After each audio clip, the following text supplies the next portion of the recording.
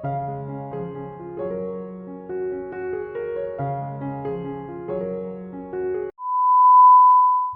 Morning friend, welcome back to my channel. তোমরা সকলে কেমন আছো?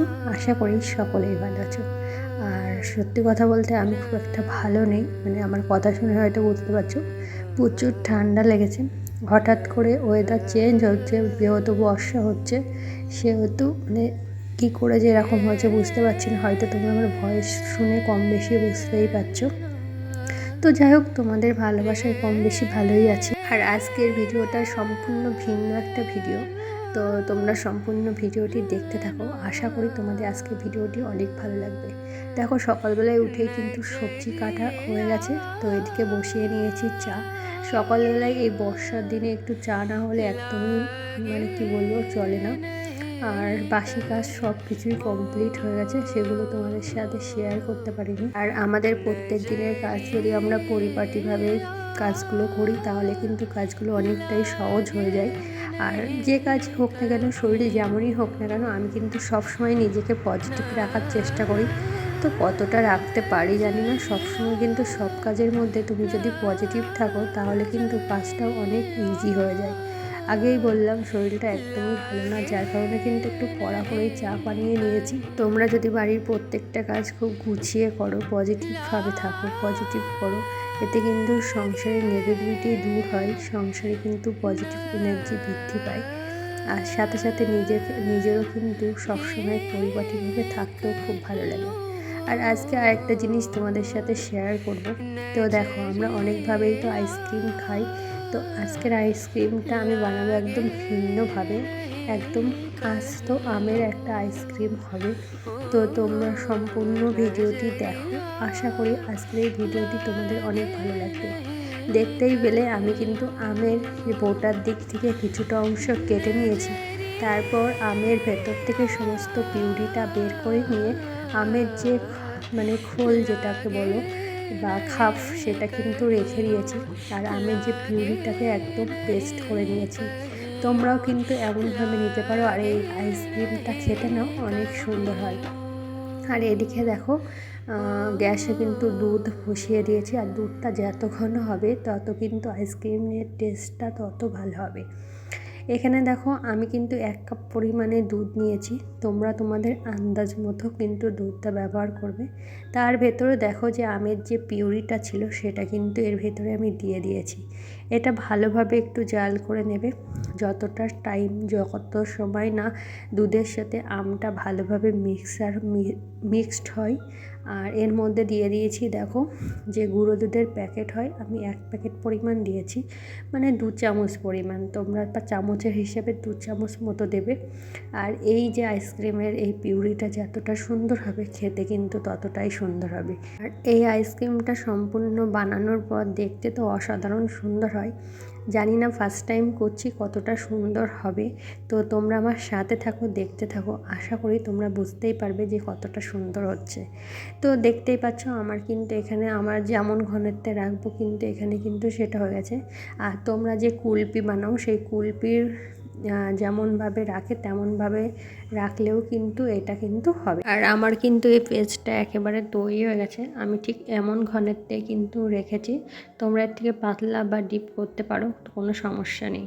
তো দেখো, এখন যে আমের ভেতর থেকে যে আঠিগুলোকে বের করে নিয়ে যে খাপটা ছিল, সেই খাপের ভেতরে কিন্তু আমি এই পিউরিটাকে ভরে নিচ্ছি। তো আমটা যদি একটু কম পাকা হয় তাহলে কিন্তু এই আইসক্রিমটা খেতে অনেক বেশি সুস্বাদু হয়। যেহেতু আমার কাছে এই দুটো আমই ছিল সেহেতু কিন্তু আমি এটা দিয়েই করেছি। একটা আম একটু বেশি পাকা ছিল, একটা আম একটু ঠিক ছিল। তো এখন দেখো, 24 ঘন্টার জন্য তোমরা ডিপ ফ্রিজে রেখে দেবে। তো তারপর তো যেমন আইসক্রিম বের করো, তারপর বাকিটা তোমাদের সাথে অবশ্যই শেয়ার করব। আর এদিকে দেখো, মাঝে অনলাইন থেকে একটা জিনিস নিয়েছিলাম, তো 2 দিন হয়ে গেছে। শরীরটা ভালো না থাকার কারণে কিন্তু সেটা কিন্তু ওপেন করতে পারিনি। তো আজকে দেখো, স্নান করেই কিন্তু লেগে পড়েছি যে জিনিসটা কেমন এসছে দেখার জন্য। আর তোমরা কেউ গেস্ট করো তো এর ভেতরে কি থাকতে পারে। তো যাই হোক, আমি কিন্তু এটা ওপেন করছি। তো আমার খুবই ভয় ভয় লাগছিল, নার্ভাস লাগছিল যে এতগুলো টাকার জিনিস আর কেমন কি হবে। তো দেখতেই পাচ্ছ এর ভিতরে সমস্ত সব পিস পিস পিস। আর এগুলোকে প্রথমে তো ভাবছিলাম যে কীভাবে কী করব, তারপরে আস্তে আস্তে কিন্তু এটাকে কিন্তু তারপর অনেকটা চিন্তা ভাবনা করার পরে বুঝলাম যে এটাকে এইভাবে লাগাতে হবে। তারপর দেখো আমি কিন্তু এখানে এটাকে কিন্তু জোড়া লাগানোর চেষ্টা করেছি। আর এতক্ষণে হয়তো তোমরা কম বেশি বুঝতেই পারছো যে এটা কি। হ্যাঁ, এটা এক ধরনের র্যাক। তো প্রথমে ভাবছিলাম কেমন আসবে, কি হবে না হবে। তো এটা অ্যাকচুয়ালি শু র্যাক। তো অনেকটাই সুন্দরই এসেছে আমার মনে হচ্ছে। তো তোমরাও একটু অবশ্যই বলো কমেন্টে। আর এটা লাগাতে আমার কিন্তু মিনিমাম 1 ঘন্টা সময় লেগেছে, তার বেশি ছাড়া কম না। পুরো ঘেমে নাজেহাল অবস্থা হচ্ছিলো। তো মানে যে এদিক থেকে দিচ্ছে ওদিক থেকে হয়ে যাচ্ছে, বেরিয়ে যাচ্ছে, মানে খুব একা একা তো খুব সমস্যা হচ্ছিলো। তো তোমরা সম্পূর্ণ ভিডিওটি দেখো। আর যে সমস্ত বন্ধুরা তোমরা আমার চ্যানেলে নতুন, তোমাদেরকে অনেক ভালোবাসা। আর আমার ভিডিও তোমাদের কেমন লাগছে অবশ্যই সেটা কমেন্টে জানিও। যারা নতুন আছো, যারা এখনও আমার চ্যানেলটি সাবস্ক্রাইব করোনি, তারা অবশ্যই চ্যানেলটি সাবস্ক্রাইব করে আমার পাশে থেকো আর সম্পূর্ণ ভিডিওটি দেখতে থাকো। আর আজকের ভিডিওতেই আমি তোমাদের সাথে শেয়ার করব যে আমার আজ তো মানে যে সেই আমের আইসক্রিমটা কেমন হয়েছে।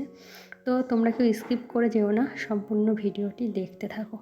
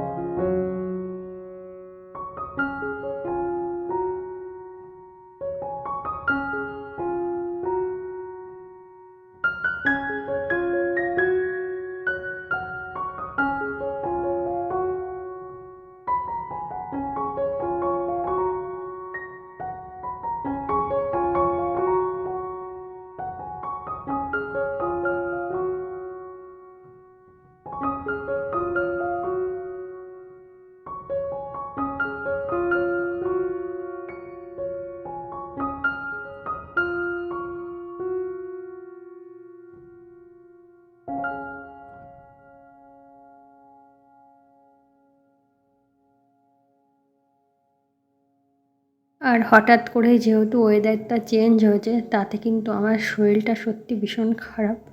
আর প্রতিদিন রাত জাগা হয়, তারপর এই সমস্ত কাজগুলো, তার জন্য কিন্তু আরও শরীরটা বেশি বেশি মানে খুবই দুর্বল লাগছে।